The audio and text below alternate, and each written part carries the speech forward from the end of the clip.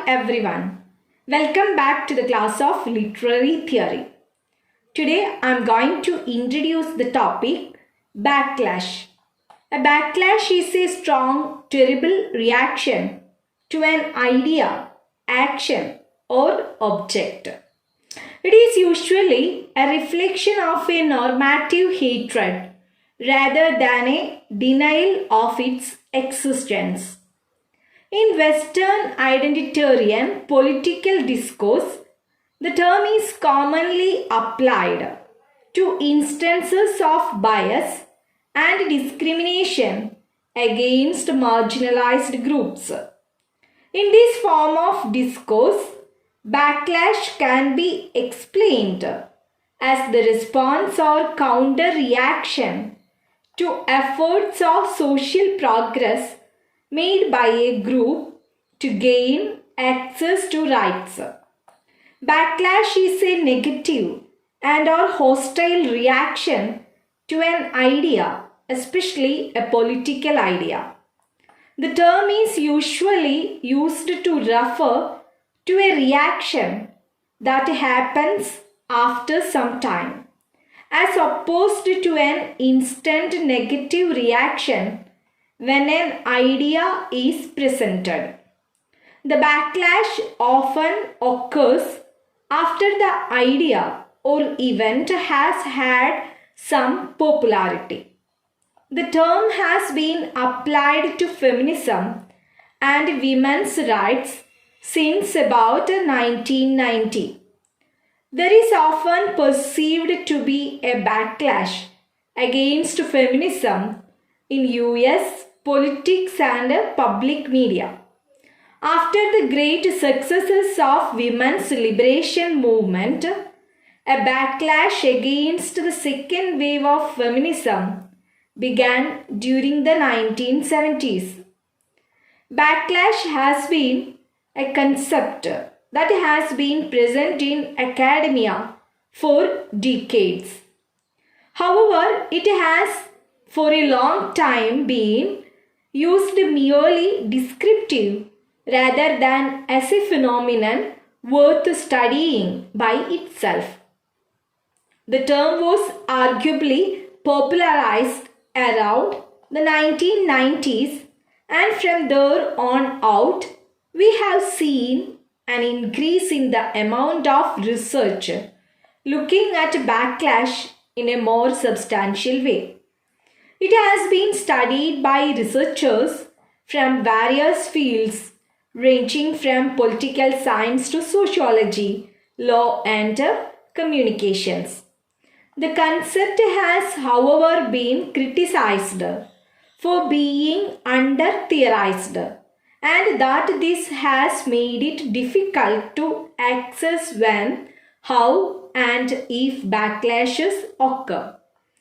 Backlash is commonly understood as a phenomenon that takes place between different groups in society. These groups in turn are assumed to have varying characteristics and degrees of power. The backlash is often assumed to be initiated by the weaker group seeking increased power or influence. That this appears threatening to the more powerful group. Mansbridge and Chemis assumes this definition in their article Towards a Theory of Backlash, Dynamic Resistance and the Central Role of Power. This article is arguably one of the most elaborate attempts to theoretically define the backlash phenomenon. They imagine power in a broad sense as power as capacity. This means power as preferences and interest that have the ability to cause outcomes. However, the theoretical framework forwarded by Mansbridge and Chemis assumes that the backlash reaction needs to contain some sort of violent power. This can take different shapes, from more subtle actions such as ridicule or censure to more outrageous ones involving physical violence. Either way, it assumes the presence of action. When action is a prerequisite for the definition of backlash, it excludes the effects on public opinion. In 1991, Susan Faludi published Backlash, the Undeclared War Against American Women. This book examined the trend at that time and similar backlashes in the past to reverse women's gains in moving towards equality. The book became a bestseller and was awarded the National Books Critics Circle Award for non-fiction in 1991.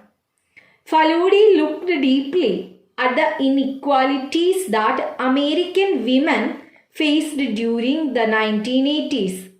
Her inspiration was a Newsweek cover story in 1986 about a scholarly study coming out of Harvard and Yale, supposedly showing that single career women had little chance of marrying. She realized that the statistics didn't really demonstrate that conclusion and began noticing other media stories that seemed to show that feminist gains had actually hurt women. Faludi says the women's movement, as we are told time and again, has proved women's worst enemy. In the 550 pages of the book, she also documented the factory closings in the 1980s and the effect on blue-collar women workers.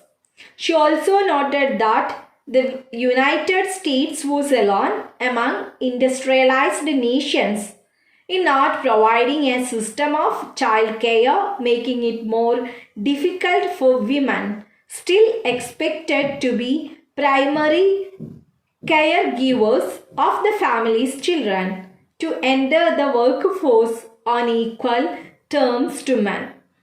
Backlash also documented the role of the New Right, an anti-feminist conservative movement describing itself as pro-family in the anti-feminist movement.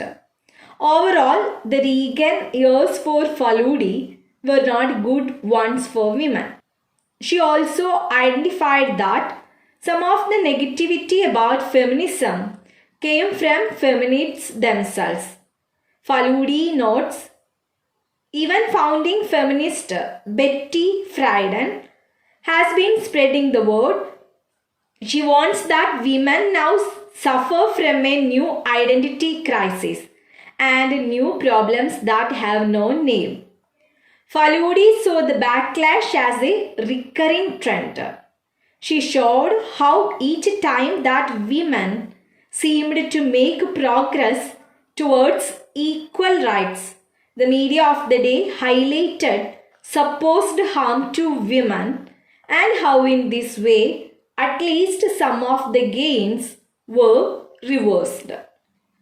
Next, I want to introduce Black feminism. Black feminism is a type of feminism. Black feminists believe that sexism and racism are bound together. This is called intersectionality. Black feminism exists because the racism that black women experience is not adequately addressed by the mainstream feminist movement, which is led by white middle-class women. In 1973, the National Black Feminist Organization was started. Black feminism argues that sexism, class oppression, and racism are inextricably bound together. Forms of feminism that strive to overcome sexism and class oppression, but ignore race can discriminate against many people, including women, through racial bias. Black feminism is, on the other hand, had existed throughout the 20th century. African American women's historical encounter with enslavement, emancipation or liberation, segregation means separation of a class or race, and patriarchy since the beginning of the last century pioneered the black feminism of the 1980s. Black feminism, also known as difference feminism, is a perspective that sees how women are oppressed by the patriarchy but also by both capitalism and racism. They argue that minority, ethnic, working class women are the most discriminated against people in society. The Combahee River Collective argued in 1974 that the liberation of black women entails freedom for all people, since it would require the end of racism, sexism, and class oppression. Angela Davis was one of the first people who articulated an argument centered around the intersection of race, gender, and class in her book Women, Race and Class.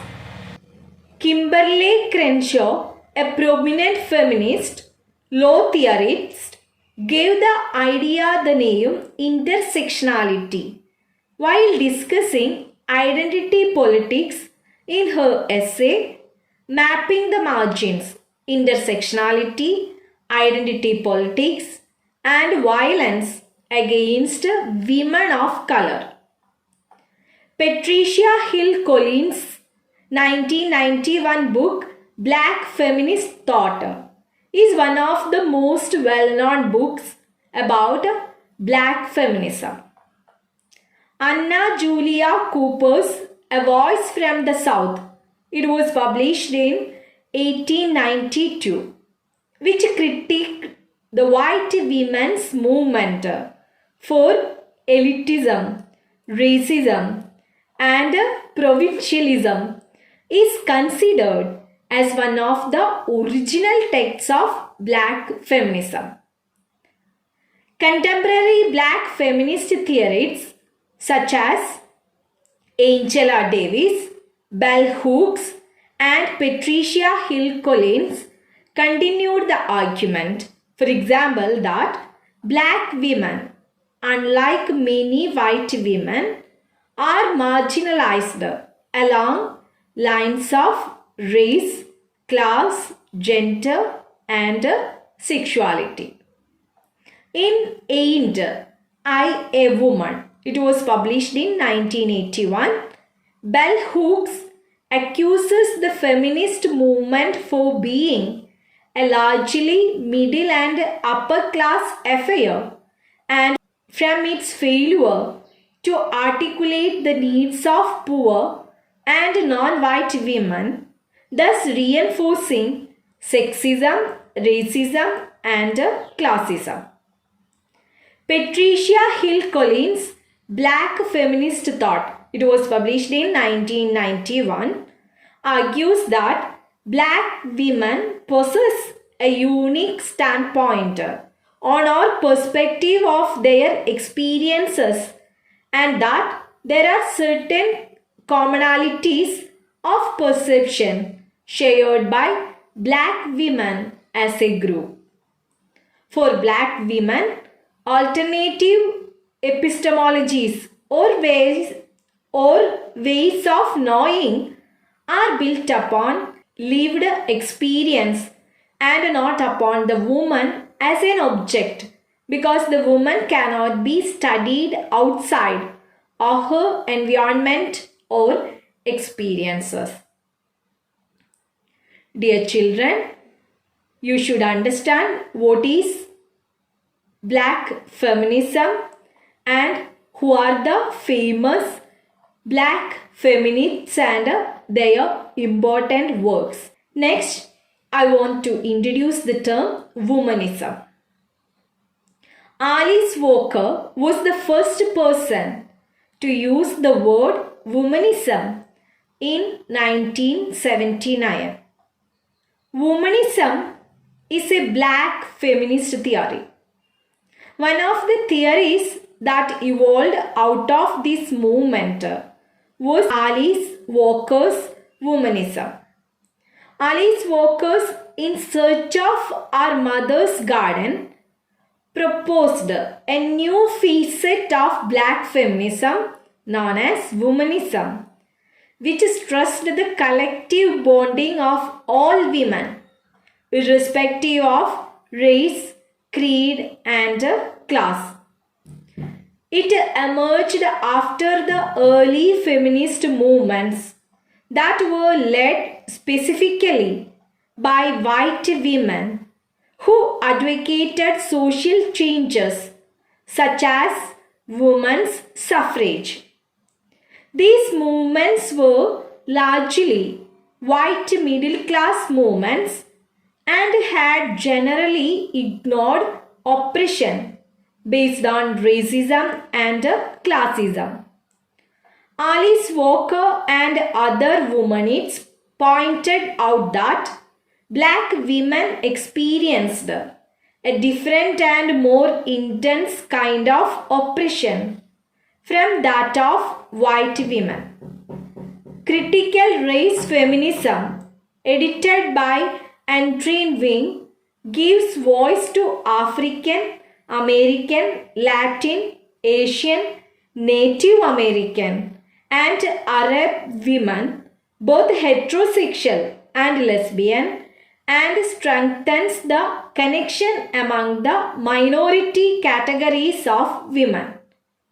The women who make up the movement, womanists, define womanism. Alice Walker, the author of The Color Purple, first defined womanist in her prose writing, stating a womanist is a black feminist or a feminist of color. A womanist is further defined by whom she loves and how she loves them. Walker says a womanist is also a woman who loves other women, sexually and or non-sexually, sometimes loves individual men, sexually and or non-sexually. Womanism is based on a universal love of people rather than a separatist mindset, except periodically for health. Walker writes, otherwise a womanist should be committed to survival and wholeness of entire people, male and female. She continues. Finally, womanists are defined not only by the people they love but also the things they love. A womanist loves music, loves dance, loves the moon, loves the spirit, loves love and food and roundness, loves struggle, loves the folk, loves herself regardless. How does womanism differ from feminism? Womanism differs from feminism not only in the people it serves, but also in its principles and practices. Womanists are black feminists and primarily women of color. Beyond that, they are focused on what Walker deems a universal love, focusing on the wholeness of entire people. Feminists often view their movement as a progression for women, specifically working to help women achieve equality with men. While womanists have a similar goal, their work is not selective to women, rather, they are committed to the survival of everyone. Womanists are also focused on loving all people. While many women of second wave feminism had anxieties about how to be a feminist that loved men and whether it was possible at all, the very definition of womanism states that womanists always love other women but also sometimes love men.